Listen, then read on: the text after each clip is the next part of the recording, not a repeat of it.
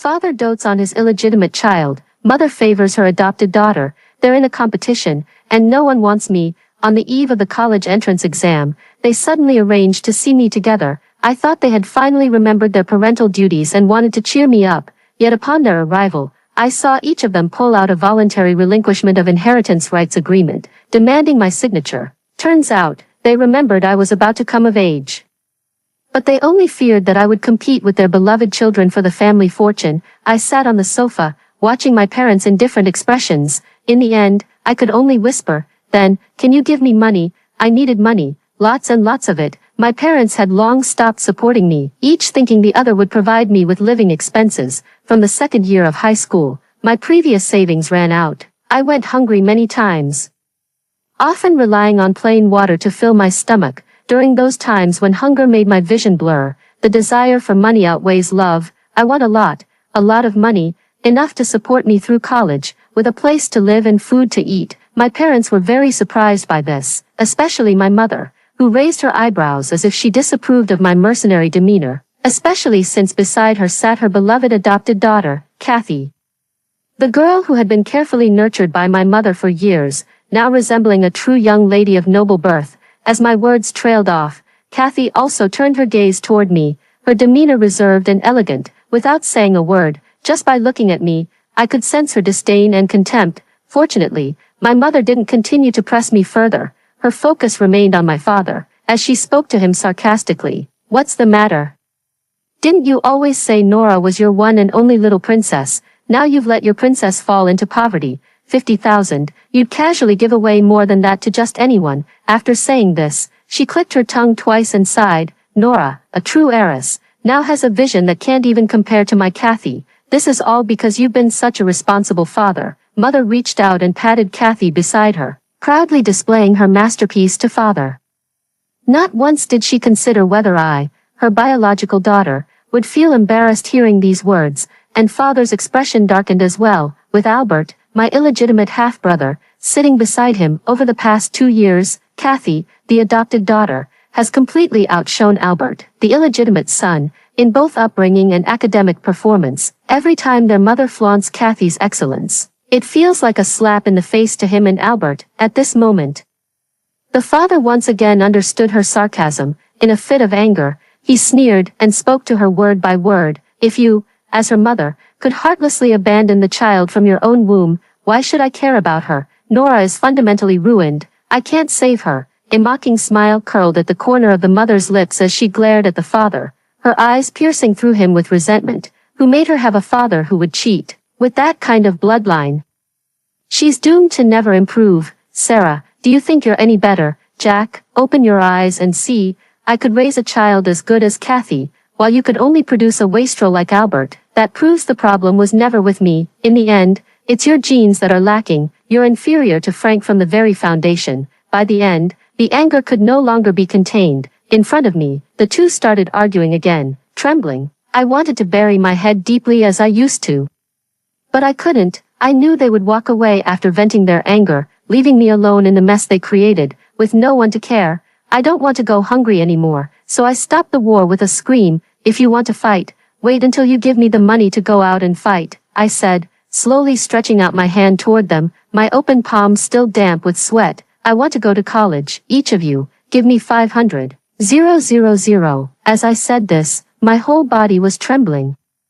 I don't know if it's because of nervousness or excitement. This is the first time I've stood up to them. I know that if I don't fight for it now, I'll never have the chance to fight for it again. Dad has always favored his illegitimate child, the product of his affair with his first love from his youth. He was a boy just half a year younger than me, before his existence was exposed. We had always been seen by outsiders as the happiest family of 3. Father was successful in his career.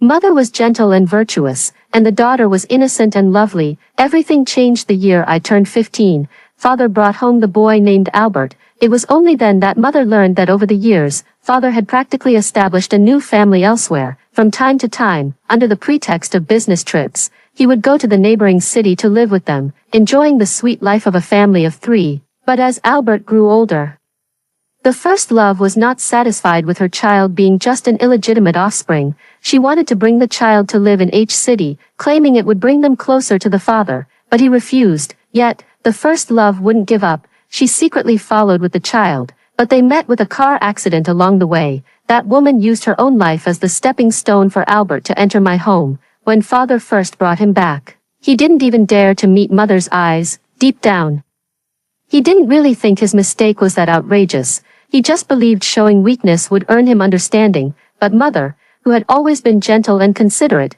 went berserk on the spot. She was adamant, cursing both her father and Albert, as well as that first love that had nearly torn her and her father apart years ago. At first, father would still coax mother in a humble tone, saying, "Albert's birth mother is already dead, she can't bother you anymore." But later, mother still refused to let it go, and so he lost his temper too. Father shoved mother to the ground, pointing at her nose and yelling, "Why are you being so unreasonable? This is the first time I can remember my parents fighting," and it lasted for a whole year. In the end, they still couldn't reach a consensus. Throughout that year, the more my mother made a scene, the more my father felt guilty about his first love and Albert. In the end, even the last trace of his guilt was worn away. Standing before his hysterical mother, he calmly uttered those words, "Let's get a divorce." In the end, the divorce never happened. Over the years, the two families had become deeply intertwined in business, nearly inseparable. A divorce between the parents would have left both families severely damaged, but mother wasn't willing to swallow this humiliation either, so soon enough, she also brought home a child. The daughter of her childhood sweetheart. That man was also mother's first love. In her youth, she had once believed she would naturally marry her childhood sweetheart. Later, my father appeared, viewing that uncle named Frank as the greatest threat. The relationship between the two had always been very strained. Even after my parents got together, my father felt quite jealous over that man. Later, Frank also got married, but divorced not long after, with the woman leaving him a child. After that, he had to go abroad for a few years, but his daughter Kathy still needed to stay in the country to take the college entrance exam. It was at this time that my mother appeared and naturally took Kathy in as her goddaughter, bringing her home to raise. I've seen photos. Kathy looks very much like Frank, equally tall and fair-skinned, with striking features, but faced with that face so similar to Frank's, my father couldn't muster a pleasant expression. Mother knew this made him unhappy.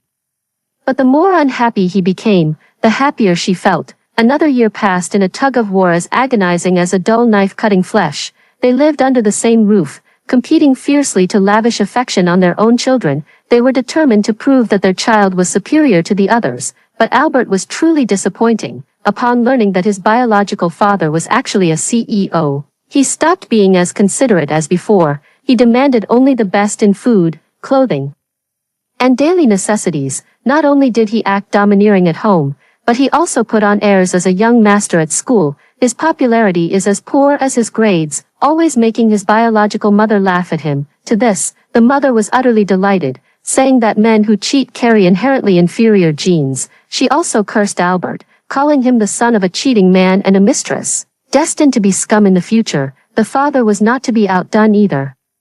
They were the two people in the world who knew each other best, so when it came to counterattacks, they naturally knew each other's weak spots. Her father mocked her, saying that since Kathy's biological mother was still alive, she was rushing to be a mother to someone else. If that person were to reconcile with Frank in the future, my mother would surely end up losing both the person and the money. Thus, both sides were provoked and began a new round of arguments. But in truth, this problem had a solution from the very beginning. My grades were even better than Albert's, even better than Kathy's. I was gentle and friendly with my classmates, and everyone at school liked me. I also loved my mother deeply, and once, I wanted to be the one who would protect her until the very end in this world. Yet, when faced with me, a person who carries half of each of their blood, they silently chose to ignore me. Once, I was the fruit of their love, the little princess they both cherished in the palms of their hands. Now, they are no longer willing to be kind to me, because being kind to me feels like bowing to each other. Ignoring is the best way to handle it. So for those 6 months, even though I lived in my own home, I couldn't eat enough or sleep well. Those two outsiders freely took everything I had. My bedroom had long been converted into Kathy's music room. Albert complained noisily, resentful that I had lived better than him in the past. Thus, the gifts my father had once bought for me were handed over to him one by one. Eventually, I became so desperately hungry that I couldn't even sell any jewelry to cover living expenses. There is nothing, no love, and no money. Now, they even want me to voluntarily sign a waiver of inheritance rights for the sake of their own treasures. Clearly, before coming here, I secretly held on to hope in my heart. I thought they had finally noticed me, noticed my outstanding grades and the natural love a child has for them. With the college entrance exams approaching, they called me here, perhaps intending to give me a surprise or cheer me on. I carried a secret joy in my chest, tidied myself up, and walked over to them. What awaited me, however, were two cold contracts. Sign it, my parents commanded with icy voices, while I stood frozen in place, chilled to the bone. In that moment, countless memories flooded my mind. I remembered the love they once had for me. I recalled even more those countless unknown deep nights when I curled up in a corner, crying alone. Tears soaked my test papers. I bit down on the pen cap, stifling my sobs, swallowing all my grievances until I could continue writing my exercises. In that moment, I finally realized, the parents who used to call me baby with such tenderness, who would have given me all the beauty in the world, were gone. I can only love myself. I have to move forward alone, go to university, and travel to far, far away places. They don't want me. They want Albert and Kathy. Then, I don't want them either. Facing my current resolute demand for money, the first to show a change in expression was Mom. She scrutinized me, trying to detect some clue from my face. I met her gaze openly in return. My expression held neither the coquetry of the past nor the pleading of later years. Nor was it like a child making a fuss over no candy just to get an adult's attention. I just really want money. I don't want anyone but money. Are you resenting us? As if just realizing my presence, Mom pursed her lips and instinctively turned her face away to avoid my gaze. Rarely, she actually acknowledged that I, as a human being, have emotions too, and was even willing to explain herself to me. Today's matter is indeed too much for you, she said. Blame your father. He was the one who first had this illegitimate child, and now he wants to leave everything to him, not giving you a single penny. I had no choice. You're his daughter, and if I left the property to you, he'd find a way to take it all. Nora, you have to understand me. Upon hearing this, the father sitting across from her slammed the table and stood up, pointing at her face in fury. Stop slandering me in front of our daughter. At least I left the property to my own flesh and blood. Albert is, after all, Nora's own brother. But you, Song Qingya, you're using our family's money to support an outsider's daughter. You're the one who's truly lost your mind. What? You can take care of your first love's son, but I can't take care of my first love's daughter. The mother forced a smile and retorted sharply. However much you spend on that woman's son, I'll spend the same on brother Frank's daughter. If you hadn't interfered back then, Kathy would have been born from me. At this point, she suddenly fell silent, casting a guilty glance in my direction. Seeing my expression remain blank, she quietly let out a sigh of relief. I don't want to hear your meaningless arguments. If you want to fight, do it later. I spoke almost numbly. Give me the money first. After that, you can argue about bastards or whatever you want. Money, money. Money, that's all you care about. How did I end up with such a shameless child?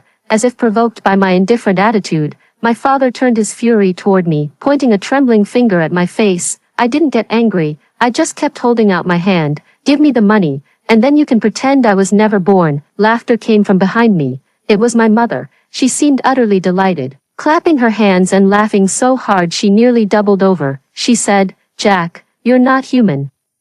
Even your own daughter won't acknowledge you anymore. This is your karma. She laughed exaggeratedly, tears welling up in the corners of her eyes. Kathy, standing nearby, quickly stepped forward to support her, pulling out a tissue to gently wipe her eyes while softly calling out, Godmother. Then, she turned around and glared angrily at her father, saying, Don't you dare bully her. The sound seemed to wake her up, and her expression calmed down, her gaze at Kathy filled with tenderness.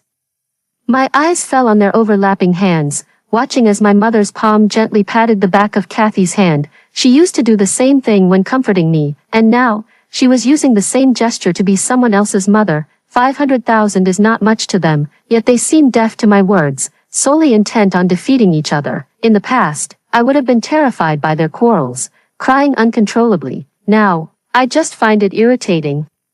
Whether it was the heartwarming scene of the birth mother and Kathy showing mother-daughter affection, or the look of utter disgust on the birth father's face when he glanced over. Outside the window, the sky grew darker, yet no one made a move. I was starting to feel hungry. When pushed to the brink of hunger, bloodlust rises, and humanity fades. So, when Albert, standing behind my father, leaned out and skillfully gave me the double middle finger gesture, I immediately smashed the glass on the table. The sound of shattering glass startled both sides. Without hesitation, I picked up a shard and strode toward Albert. Before Albert could react, the shard of glass was already pressed against his neck. I'm frail and don't have much strength to restrain him, so when he tried to struggle, I simply cut his skin. Blood gushed out, and finally, my father calmed down, speaking to me in a gentle voice. Nora, calm down first, don't hurt your brother.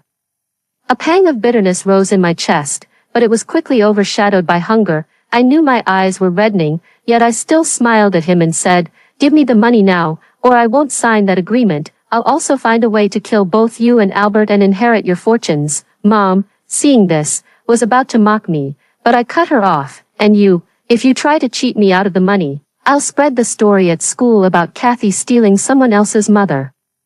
I'll make sure your perfectly raised princess can never hold her head up again. Mom's smile froze on her face, as if she hadn't expected such deep resentment from me. Her eyes locked onto mine, and she spoke almost in disbelief. Nora, are you threatening me, or what? The trembling voice seemed to squeeze through clenched teeth. I tried to steady my breathing but couldn't suppress my sarcasm. With a cold laugh, I said, I don't trust you. Even buying out your own daughter's inheritance rights for 500,000 took endless haggling. Neither of you is any good. In the end, I still got those two sums of money, 2 bank cards, each containing 500,000. Albert turned around and kicked me the moment I let go of him. Bastard. He spat at me viciously. I fell to the ground in pain, but still lunged forward immediately, driving the shard of glass in my hand deep into his calf. A pig-slaughtering wail erupted as Albert collapsed in agony. Clutching his leg while snot and tears streamed down his face, Father hurried over to take his precious son away, but not before turning to scold me with bitter disappointment. You're just like your mother. Both of you are lunatics. I endured the stomach pain, took several deep breaths to calm myself, and then tremblingly grasped the dropped bank card firmly back into my hand. No matter what, at least I secured my tuition for the 4 years of university, finally. I grasped a glimmer of hope for the future. Throughout the entire process, my birth mother stood by, watching coldly. Perhaps it was because of the words I had just retorted to her, and she tacitly agreed that I should learn a lesson. It wasn't until she saw me gasping in pain, trying and failing several times to push myself up from the ground with my hands, that she finally walked over, crouched down in front of me, and gently wiped my disheveled face with a handkerchief. When she saw me avoiding her hand, it froze mid-air, trembling slightly without her realizing. After a long while, I finally heard her voice. Nora, you resent me now, don't you? Think about it. How could I ever truly abandon you when I loved you so much before? It had been so long since I last heard her say she loved me, but the pity was, I didn't believe a word of it anymore. When I remained silent, she continued on her own. This is only temporary. If I don't stay firm, I'll lose to your father. He'll use you to control me for the rest of my life. Nora, you wouldn't want me to bow my head to him either, would you? She looked at me, her eyes shimmering with hope, hoping to hear words of understanding or comfort from my lips. I pressed my lips together, confronting her with silence. In the end, she stood up with disappointment on her face and, supported by Kathy, slowly walked away. Before leaving, she turned back one last time. Believe it or not, you were once the daughter I loved the most. Just endure a little longer, Nora. I'll make it up to you properly in the future. That day, I used the money I got from cutting ties with them to have a full meal. After eating my fill, I went to a hotel and slept soundly. 3 days later, I went to take the college entrance exam feeling refreshed and full of energy. Before entering the exam hall, I saw my father in a suit, handing Albert a stationery bag while reminding him to stay calm. Albert looked impatient, shouting that he would inherit his father's company anyway, so what did it matter how well he did on the exam? Father was clearly angered, his face darkening, but he held back his temper due to the occasion. At that very moment, Mother, dressed in a cheongsam and holding flowers, walked past them ostentatiously with Kathy, then stopped nearby and deliberately boasted, "Relax. Your teacher told me specifically that as long as you perform normally, getting into a top-tier university is guaranteed." The words clearly stung father, his expression growing increasingly grim. Mother was feeling quite pleased with herself. Another voice chimed in. Study hard for the exams, understand, you're our school's top candidate for Tsinghua and Peking University. Just maintain your performance, and you can choose any university.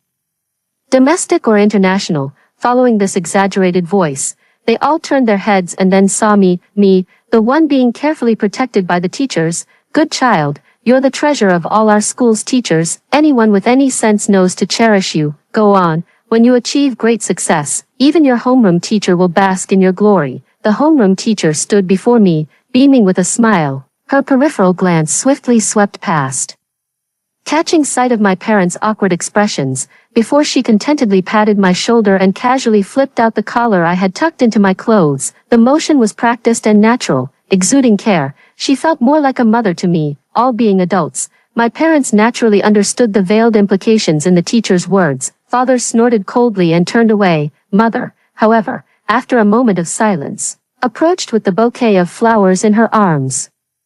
She wanted to say something but fell silent upon seeing me turn my face away. After a long pause, she finally managed to utter, "Do well on your exam." When I didn't respond, her voice carried a hint of grievance as she said, "Come home after the exams are over. There's no such thing as a mother and daughter who become true enemies in this world. Mom said she'll make it up to you. And she will. Come home, and Mom will throw you a celebration banquet, and by the way, help you consider schools." She wanted to say more, but Kathy called her away with a "Godmother" from behind. Kathy was about to enter the exam hall, and she went to see her off personally. By the time she turned back, I had already gone in, leaving only my back to her. 2 days later, the exams were over. For the last one, I stayed until everyone had left before exiting the exam hall. As expected, the only one waiting for me outside was my homeroom teacher, smiling warmly. The homeroom teacher stepped forward and wrapped an arm around me, as if afraid I'd be upset. She spoke up first. She said my mother had waited for me, but perhaps had something urgent and left first. When someone's life takes a turn, those around them can't help but notice the signs. And as I fell from heaven into hell, my homeroom teacher was the first to understand my family's situation. I remember, she once tried to visit my home for a parent-teacher meeting. And after I fainted from hunger in class, she privately attempted to contact my parents countless times. In the end, all she got was, "Mind your own business." If it weren't for the head teacher's frequent support these 3 years, I might not have made it this far. Even now, she still tries to comfort me. I gave her a smile. I wanted to tell her I didn't care about these things anymore, but some words, once spoken, lack conviction. I opened my phone. Kathy had just updated her social media. It was a post from the mall nearest to home, a 9-square grid of different designer bags. The caption read, "Mom said I've worked hard and deserve a nice reward. I roughly know what their upcoming itinerary will be. My birth mother will take her shopping for clothes and jewelry. Then they'll enjoy an exquisite dinner together, and after returning home, they'll chat about warm mother-daughter topics." I've seen these scenes countless times in Kathy's social media posts. There was a time when I would secretly browse through Kathy's shared life updates over and over again, like a shadowy little mouse. Even though I knew Kathy was deliberately showing off to me, I still clicked on those pictures, scrutinizing and analyzing them bit by bit, deluding myself into piecing together fragments of clues that might reveal the love my mother once had for me. Now, everything is let go, without hesitation. I blocked all accounts of Kathy Albert's biological parents. Then, in an unnoticed corner, I also posted a moment on my social media.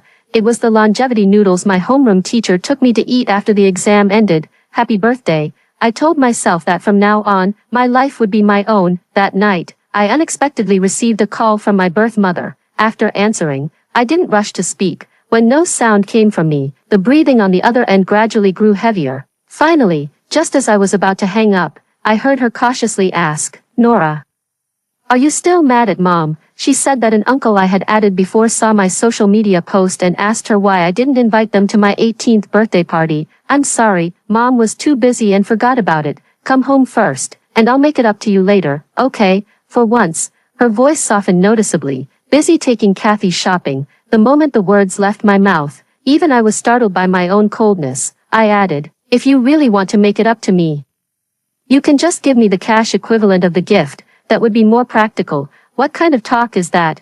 who would just have a bowl of noodles with their boundaryless homeroom teacher for their 18th birthday celebration and call it a day. My birth mother's dissatisfied voice came through, but this time I hung up before she could finish. I might not care about the money, but I don't want to hear anyone badmouth my homeroom teacher in front of me. Before the exam results came out, I stayed in the school dormitory the whole time. This is the extended accommodation specially approved for me by the grade level. For the entire summer vacation, as long as I wanted, I could stay at school, but when the homeroom teacher heard about it, she immediately said no. When summer vacation comes, there'll be no water or electricity. You won't even be able to take a shower. By the end of the summer, you'd turn into a wild person. When you go to college, no one would even recognize you. Just like that, she firmly packed my luggage and took me back to her own home. Thank you. As I stepped into the small bedroom that had clearly been tidied with care, I found myself momentarily speechless. Any words of gratitude felt utterly inadequate at this moment. I looked at the woman before me, only in her mid-20s. She was upright and full of righteous conviction, though she usually appeared quite authoritative. Now that she'd shed her homeroom teacher attire, she revealed herself to be a genuinely lovely young woman, her eyes curved with warmth, her smile gentle. The adorable her patted my shoulder at that moment, saying why bother with these things, and that when I get into Tsinghua or Peking University in the future, she could bask in the glory for half her life. With that, she pushed me into the bathroom again. A soft pink towel was shoved into my hands. She ruffled my hair and told me to hurry up with my shower, promising to take me out for a big meal later, the figure turning to leave. My birth mother, more like a mom. The day the results came out, my phone was bombarded with calls. The people who contacted me the most were my biological father and mother. From the very beginning, my biological father didn't expect Albert to score high. But a score of 180 was truly embarrassing for a well-known entrepreneur like him, especially since Albert had filled out all the answer sheets, especially after his grades were leaked online. Some people joked that if you brought a panda from Sichuan to take the exam and randomly filled out a few answer sheets, it would still score higher than Albert. Many business rivals also took the opportunity to kick him while he was down, calling to feign sympathy and asking if he needed help contacting some intelligence assessment agencies. In a fit of anger, my biological father thought of me. Since childhood, my academic performance has never been a cause for concern. No matter what, my IQ would still be somewhat higher than Albert's, so he called me first, pretending to care and asking how I was doing, but I didn't pay her any attention, as I was in the kitchen learning to cook from the boss. After the sixth rib was burnt to a crisp, she took off her apron, clapped her hands nonchalantly, and said, "We're not cut out for this track. You'd better start researching how to order the cheapest and most cost-effective takeout from today onwards." It was at this moment that a childhood friend sent me a message. She told me that Kathy scored 610 on the college entrance exam, nearly 3 times higher than Albert. The birth mother was proudly showing off in front of the birth father.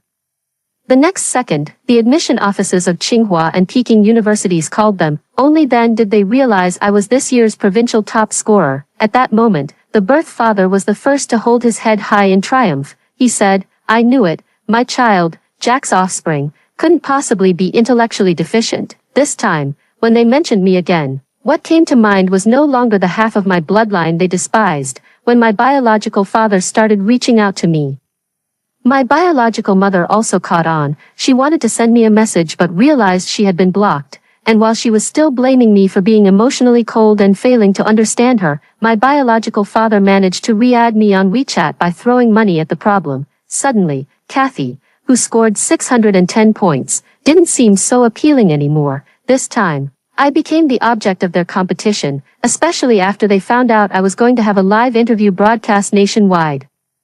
That evening, my biological mother called my homeroom teacher. "Nora, the college entrance exams have been over for so long. Why haven't you come back? As a girl, staying at someone else's place all this time, your mother worries." This time, I cut her off directly, glancing at the Lamborghini parked downstairs. A sudden wave of malice rose in my heart. "Mrs. Song," I said, "Mr. Smith has already come personally to pick me up in his car, yet here you are still playing the emotional card. Thinking a few words would make me come to you on my own. That's really too much of a fantasy." Her voice faltered, then turned sharp and trembling. What did you just call me, Mrs. Song? Is there a problem?" My voice carried a hint of amusement. I've already signed the waiver relinquishing my inheritance rights, and I've also given up my status as your heir. Between us, we were always strangers to begin with. That day, she hung up the phone with a scream. By the time she chased after me in her car, I had already been taken to a banquet by my biological father. Why, over the past 2 years, this was the only time she had been at a disadvantage since her biological father brought Albert home. She could barely control her emotions, almost frantically questioning the homeroom teacher. She said, she used to be closer to me, when we were almost divorced. She said she would stay with her mom. How could she go help Jack now? No idea. Maybe it's because you didn't go through with the divorce and didn't raise the child either. What the real reason is, so hard to guess, the homeroom teacher said, shrugging. Good babies left outside are first come, first served. You were too slow, Ms. Sarah. Hearing this, the biological mother grew even more frantic, shouting that she would file a complaint against the homeroom teacher. Go ahead, vote however you want. Nothing can change the fact that I produced the top scorer in the province. Ha ha ha ha, who would have thought that at such a young age, I could achieve such glorious results. It's all because I have a keen eye for talent and know how to cherish good students. Every bit of this is what I deserve. Ha ha ha ha. Just as my biological mother was about to explode with anger at the homeroom teacher, my biological father and I were sitting at the dining table, calmly negotiating. I heard that the day after tomorrow, someone from the central authorities will come to interview you, he said, fingers lightly tapping the table as he confidently laid out his terms. I can give you 1 million, we'll attend the interview together. He is now desperate to regain the face lost by Albert. The official account under his company has already started shamelessly riding on the hype of the corporate heiress being the provincial top scorer. At this moment, he sits across from me, exuding confidence as he lays out his terms. Hearing this, I laughed and said, 5% of the company's shares for Albert, but only 1 million for me. Mr. Smith, being this stingy, you really didn't need to put on such a generous act. Hearing this, his eyelid twitched, seeming to realize I was no longer easy to control. He lowered his voice and asked, what do you want, Nora? I'll do my best to satisfy you.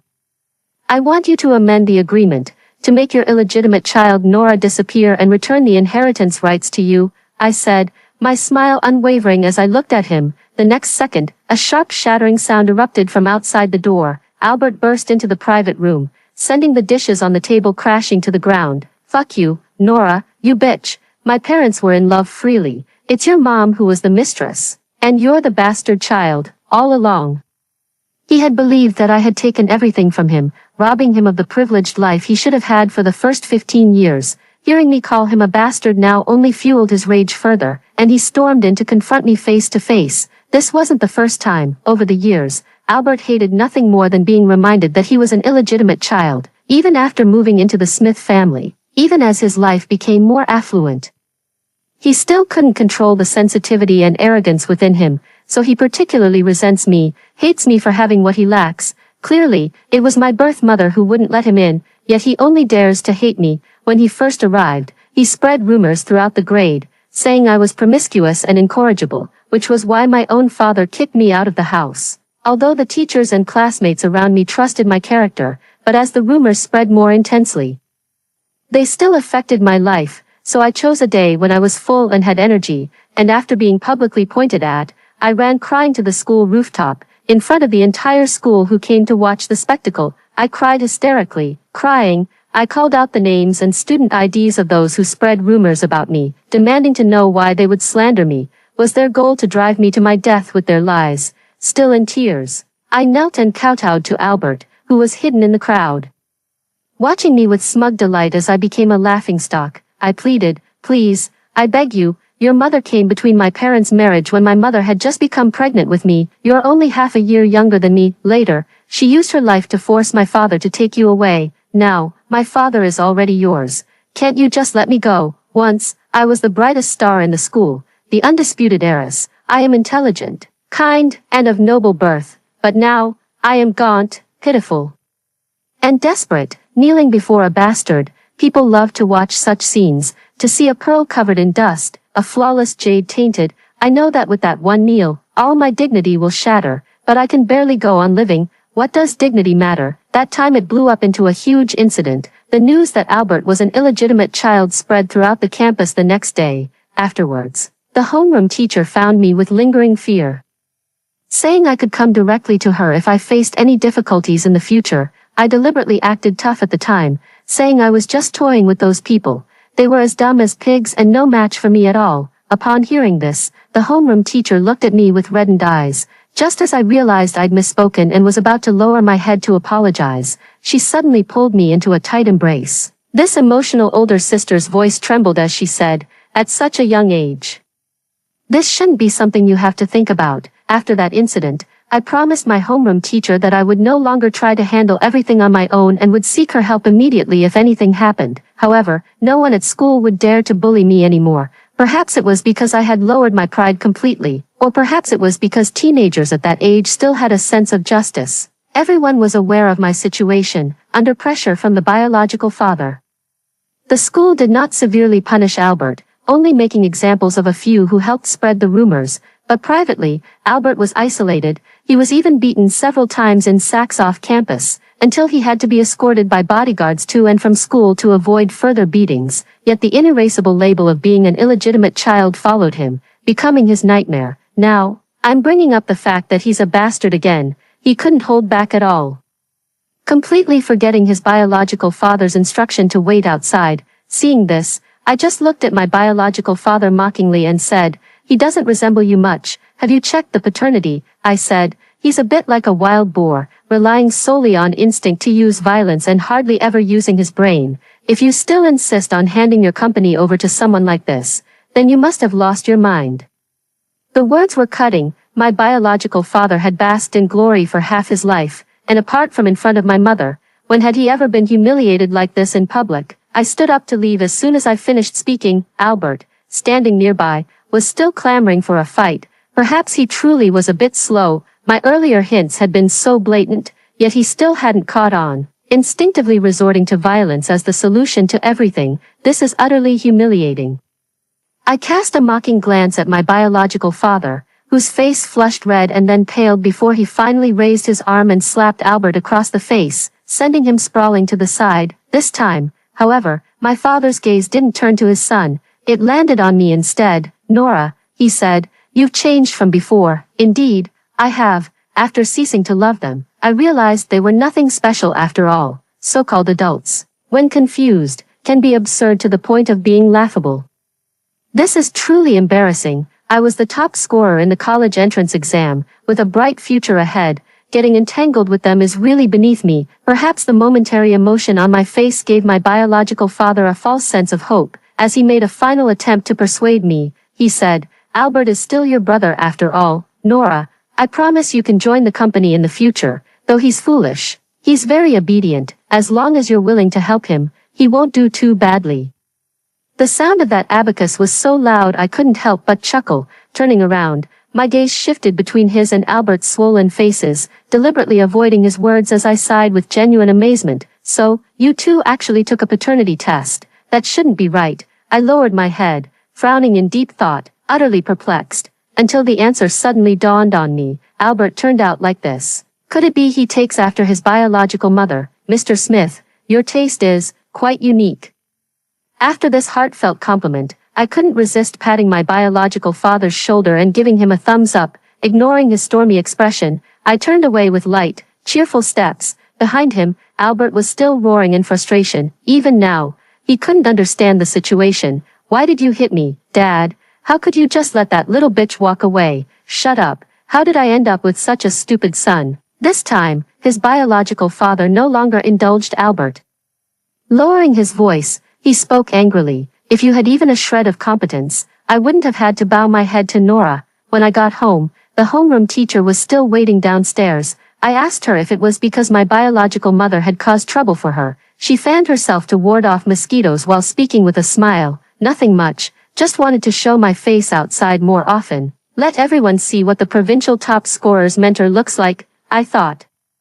I must have caused her trouble after all. In the days to come, my parents might come to pester her endlessly, but the homeroom teacher waved his hand dismissively. "What's there to fear? Your teacher will fight alongside you." Yet the following 2 days were unexpectedly calm. My biological father didn't come to persuade me again, but sent jewelry through someone else, from my favorite brand. Before I turned 15, I received this exact gift from my biological father every year on my birthday. And now, it has been brought before me once more, even though it can no longer please me, yet people are always like this, rarely offering help in times of need, but eager to add flowers to the brocade, as if in deliberate competition. My birth mother's gift soon arrived as well. It was a gown. Prepared for my upcoming interview, perhaps sensing my deliberate distancing, her strong self-esteem ultimately prevented her from seeking me out again. She only sent someone to relay a message, saying that if I was willing, we could meet. I was not willing and rather enjoyed the peace. The day finally came for the interview. My homeroom teacher accompanied me to the studio, only to find the two of them standing neatly in front of me, dressed in splendor, meticulously groomed. As soon as they saw me arrive, they both stepped forward in unison. They exchanged sharp, venomous glances after accidentally bumping into each other. If you want to argue, take it outside. Don't lose your minds here regardless of the occasion. I interrupted them before they could speak. My parents' expressions instantly darkened, especially my mother. Her gaze fell on the intimate way my homeroom teacher and I were arm in arm, and as if pricked by a needle, she quickly looked away. Yet she couldn't suppress the bitterness in her words. So these days you've been avoiding me just to spend time with your teacher. How ironic. You've never been this close to me. Anyone would think you two were mother and daughter, and here I am, still alive. Her tone was half sharp, half aggrieved. On her averted face, the rims of her eyes bore a damp redness that couldn't be pressed away. In the past, my heart always ached for her, but now, her tears can no longer become weapons to hurt me. I simply spoke calmly. I'm still alive too, yet MS, Sarah, you still went ahead and became someone else's mother. A single sentence. Like a pebble tossed into water, it sent out huge ripples, yet the air remained so silent. She turned her head in disbelief, her wet, red eyes widening. I saw the shock in her gaze. This was the first time she'd heard such biting words from me. I thought she would go mad, would grab and tear at me like she did when arguing with her biological father. But she just stood there dazed for a moment, then took 2 steps forward before breaking down uncontrollably into sobs. Tears soaked her entire face, smearing the delicate makeup she had applied. She had always been so proud, never breaking down like this in front of others, but now she was wailing, her hands on my shoulders, shaking me weakly as she asked, why, didn't you used to care for me the most? You were so kind, willing to endure any hardship for me. How can you really hate me now? At the very beginning, it was you who said you understood me, that you'd always support me. I just neglected you for a while. I'll make it up to you. Why couldn't you just wait? Still crying, she reached out and pounded on my chest, like a child throwing a tantrum for not getting candy. Yes, I was the one who first promised to support her forever, back then. My mother had just been pulled out of a web of lies and forced to face the truth, discovering that the marriage she thought had been happy for 15 years had actually been rotten from the very beginning. At that time, she did nothing but fight with my biological father or spend her days crying in front of me, endlessly pouring out her sorrows. Thus, as a teenager whose worldview was not yet fully formed, I was passively made into her emotional pillar. She made me swear not to betray her and to stand united with her against a common enemy. A mother's tears naturally have the power to wound a daughter's heart. All I could do was hold her and swear to her over and over again, like a machine. She spoke of hating her biological father, forever loyal to her oath, but my words about wanting to protect her came from the heart, only. At that time, she was completely drowned in sorrow and couldn't hear my voice. Then one day, Uncle Frank reached out to her. That night, she rarely smiled at me on her own initiative. She said, Nora, you don't want Mom to spend her whole life being bullied and wronged like this, do you? Mom wants to do something, and it might make things harder for you. For Mom's sake, would you be willing? At that time, I thought she had finally made up her mind to get a divorce and end all this absurdity. I genuinely felt happy for her and said that if I got divorced, I would choose to be with her, but I was overthinking it. Deep down, what my birth mother truly desired was still for my birth father to wake up, repent, and grovel at her feet to apologize. She didn't want to give up on this marriage, nor did she want to compromise her own dignity. She chose to wrong me, and now, she stands before me, weeping uncontrollably, only to let go of my hand as if scalded upon seeing the faintly mocking smile at the corner of my lips. Stepping back in fear as she speaks, Nora, you're taking revenge on me. Her trembling, tearful voice rings out. It seems she has truly realized. She said, Daughter, you don't love me anymore. Hearing this, I reached out and gently brushed away the strands of hair clinging to her cheek. I replied, one must first fill their stomach before having the strength to speak of love. But I was starved to death a long, long time ago, psychologically, spiritually. Without love, it feels hollow and empty. The dressing room that day was given to Ms. Sarah first, after all. She is also a noble lady. Making a scene in public would be undignified. It's just unclear why, even though she only went in to tidy up and touch up her makeup, she stayed inside unusually long, until the studio staff urged me. I knocked and entered, seeing the startled eyes of my birth mother. Something was amiss. Without showing any reaction, I first scanned the dressing room, finally catching a glimpse of the green skirt hem as my birth mother shielded someone's exit. Mom.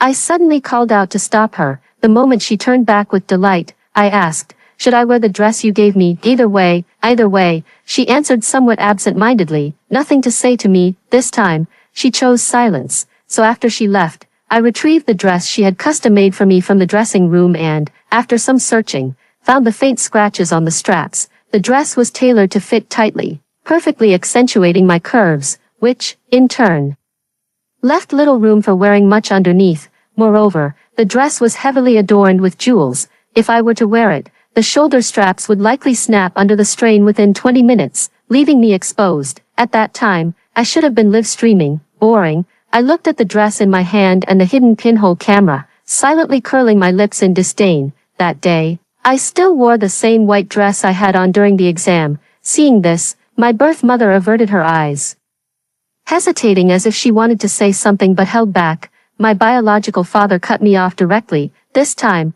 his offer was even more tempting. I can give you 2% of the company's shares, but you must support your younger brother and also, no need. I interrupted him. I was just teasing you earlier. I already have enough money for college. So this trick of yours won't work on me. With that, I stepped onto the stage under his furious gaze. The biological parents could only sit and watch from below. When the host asked me to share fragments of my past life, I turned and clicked to play the prepared video on the big screen, as if someone's mocking laughter came from the shadows. When the video started playing, it showed my classmates' heartfelt congratulations for my success. The composite video Albert had prepared was never shown. A scuffle was heard from the backstage, and soon, the homeroom teacher aggressively escorted Albert out, pulling out a phone to call the police directly. The biological father couldn't stay seated any longer. He was about to stand up and stop the homeroom teacher, but then he heard the host ask me what I wanted to do after becoming the provincial top scorer, to which I replied with a smile, I want to make sure no one ever kicks me in the stomach again. The biological father's legs suddenly went weak. The next moment, the phone screen lit up, flooded with frantic messages from her biological father. Are you insane? Family scandals shouldn't be aired in public. Why would you say these things in front of media leaders? If the Smith family conglomerate's reputation is damaged, it affects the entire company. You're the Smith family's heiress.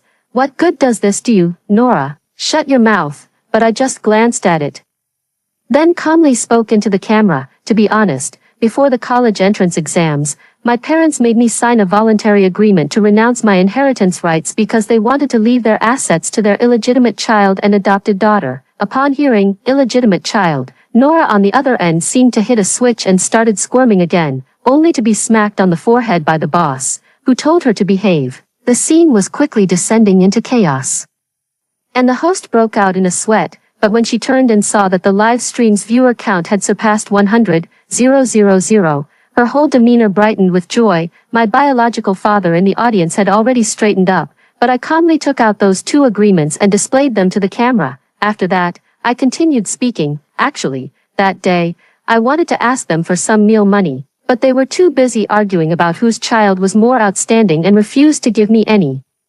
I was so hungry that I resorted to some measures, only to be kicked by my younger brother Albert. He said my mother was the other woman, even though legally my parents were married, and he was 6 months younger than me. He claimed his mother was the true love, the rightful one, and I was just a bastard. That kick was really hard. While solving complex math problems, I had to clutch my stomach and gasp in pain between equations. But it was useless, even though there were no visible wounds.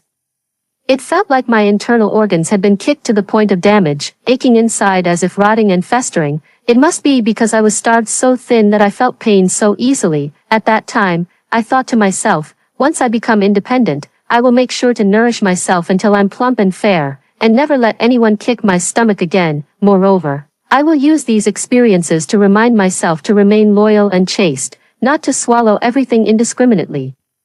Lest I give birth to a child who only knows violence and not reason, who would come to demand repayment from me. The audience erupted in applause, while my biological father, restrained by security from approaching the stage, glared at me with eyes full of hatred. Social media is now flooded with posts. Recently, their company forcibly hijacked my trending topic, which was dug up, and the public opinion backlash has turned against them. It just so happens that this is a live interview by the central media, and they can't take it down. The Smith family conglomerate is likely to suffer significant losses because of this, but what does that have to do with me? I don't even have the right to inherit, so why should I worry about them? As for my birth mother, seeing my birth father in such a sorry state, for the first time, she didn't gloat beside him, because she knew I would soon mention her, facing the camera.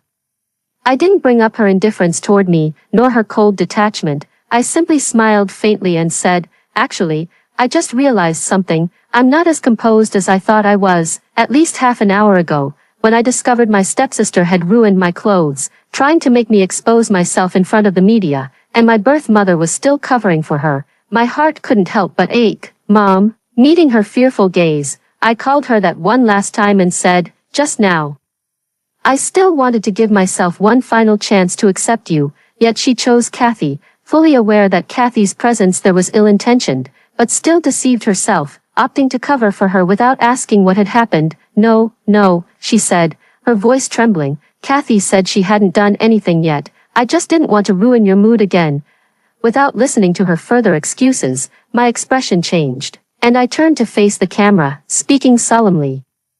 "Before the entire nation, I hereby report that Frank, the CEO of Frank Corporation, along with his daughter Kathy and Albert, has engaged in fraud, attempting to embezzle the assets of the Smith family's Song Corporation." The Frank family was indeed wealthy for a time in the early years, but by the time it reached Frank's hands, it was nothing more than an empty shell of a company, overwhelmed by a mountain of debt. Frank had been robbing Peter to pay Paul. This was precisely the reason Kathy's birth mother abandoned both father and daughter. Frank had long set his sights on my family. He originally planned to personally seduce my mother, but at that time, my parents' marriage was still intact, and she showed little interest in him. However, an opportunity soon presented itself, and at the same time, he realized his innocent and harmless daughter could be more useful. The screen behind me continuously flashed photos of Albert and Kathy meeting privately for dates and rendezvousing with Frank, along with records of Frank's fraudulent activities over the years. This information was actually quite easy to obtain. I only spent $50,000, and the private investigator uncovered everything for me. Yet those two high-end mighty adults, always so confident in their own judgment, lived in a world of sweet words, never suspecting a thing. I smiled and said, "Actually, father's illegitimate son and mother's adopted daughter have been together all along. They persuaded my parents to make me give up my inheritance rights and then work together to drain their assets. The funny thing is, my parents still kept comparing and competing with each other over them." At this moment, the biological father, snapping back to reality, rushed straight to Albert and started attacking him. "You fool. Good thing I kept a backup plan and only gave you 5% of the shares to prevent a thankless wretch like you from ruining the family. And you actually betrayed your own father. What kind of father are you? For over a decade, you wouldn't even let me come home. You're less like family to me than Kathy. At least she understands and cares about me." By now, Albert had dropped all pretenses and shouted back at his father.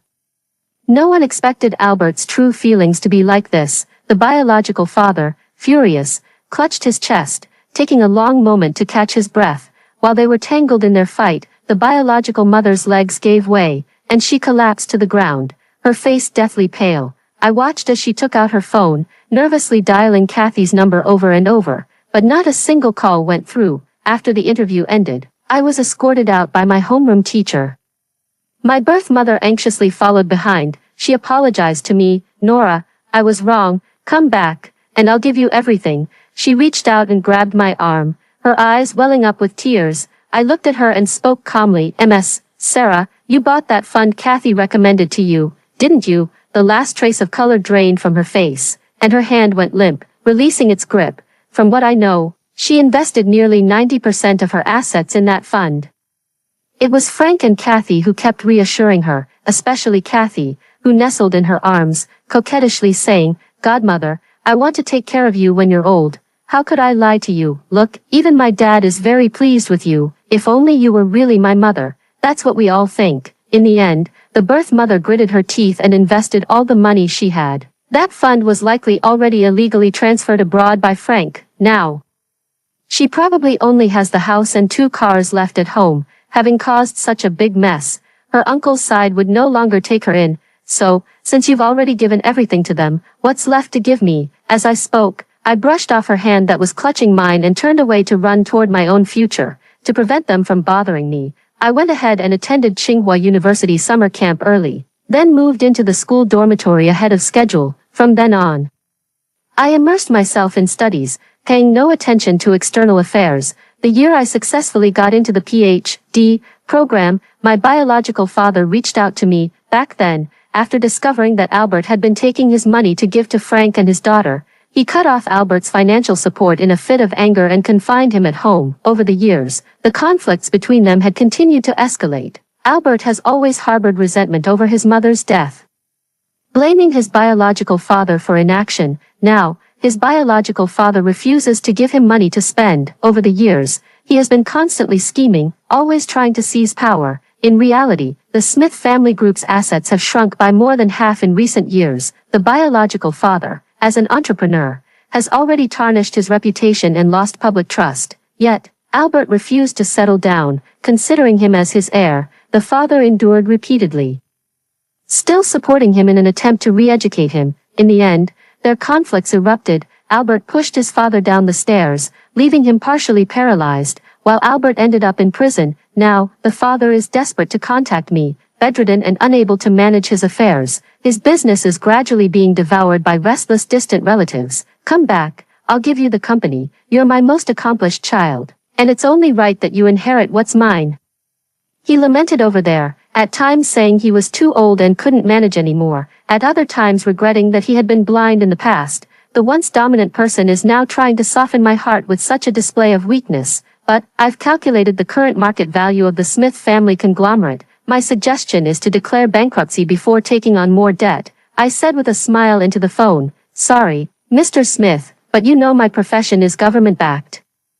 There will be plenty of good days ahead. I'm not keen on slaving away to save your half-dead company. Of course, I'll treat you exactly the way you treated me back then." After a moment's thought, I added kindly, "How about this? I'll find you a caregiver, though I can't guarantee they won't have a habit of kicking old men." The phone was angrily hung up in frustration. I had just enjoyed 2 days of peace when I received another large transfer, this time from my birth mother. All these years, she had been trying to recover the assets she was swindled out of. Unfortunately, Kathy and Frank left the country too quickly. By the time they were caught, most of that money had already been squandered. On the day Kathy was imprisoned, her biological mother still went to see her. The adopted daughter, who had always been poised and proper in front of her, suddenly spat in her face. "Didn't you say you treated me like your own daughter? What's the big deal about spending a little of your money?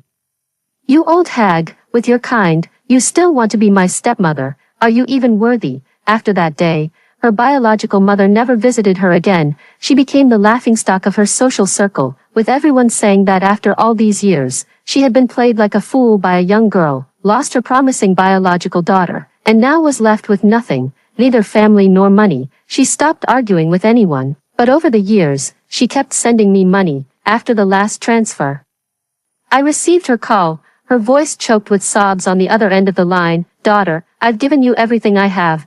Can you still turn back and look at me? Mom misses you so much." "Nora, I've been thinking a lot about the past lately. How obedient and sensible you were. How much you loved me. Sorry." I looked at the message from my homeroom teacher on my phone and directly interrupted Ms. Sarah, I said. "My mentor got promoted, and I still need to attend the celebration gathering.